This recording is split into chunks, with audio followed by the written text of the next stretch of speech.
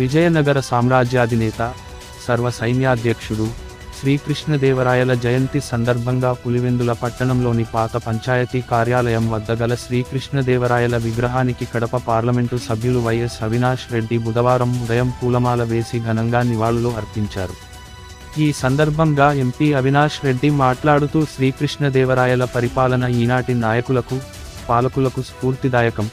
ఆయన తన హయాంలో దేవాలయాలకు, చెరువులకు చేసిన అభివృద్ధిని ఆదర్శంగా తీసుకుని నేడు జగనన్న ప్రభుత్వం దేవాలయాలు, చెరువులపై ప్రత్యేక దృష్టి సారించి అభివృద్ధి చేయడం జరుగుతుందని అన్నారు.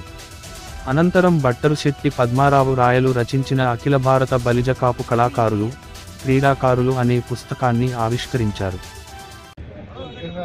కృష్ణదేవరాయలు గారిని గుర్తు తెచ్చుకుంటే, ఆయన గొప్ప పరిపాలనను గుర్తు తెచ్చుకుంటే, ఇవాళ నాయకులకు కూడా, ఇవాళ ప్రభుత్వాలకు కూడా కృష్ణదేవరాయలు గారి పరిపాలన నిజంగా స్ఫూర్తిదాయకం.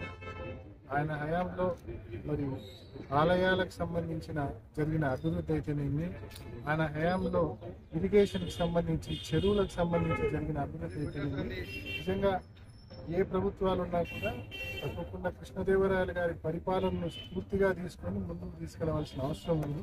ఇవాళ ప్రియతమ నాయకుడు జగన్మోహన్ రెడ్డి గారు కూడా కృష్ణదేవరాయలు గారి పరిపాలనను ఆదర్శంగా తీసుకొని ఇవాళ రాష్ట్ర వ్యాప్తంగా పెద్ద ఎత్తున ఆలయాలు నిర్మించడం అయితేనేమి, అదేవిధంగా చెరువులు తవ్వించడం అయితేనేమి, పెద్ద ఎత్తున చెరువులు తవ్వించడం అయితేనేమి, ఆయన పరిపాలనను మరి ఆదర్శంగా తీసుకొని వైఎస్ఆర్ కాంగ్రెస్ పార్టీ ప్రభుత్వం ముందుకు వెళ్తా ఉందని చెప్పి తెలియజేస్తా ఉన్నాం.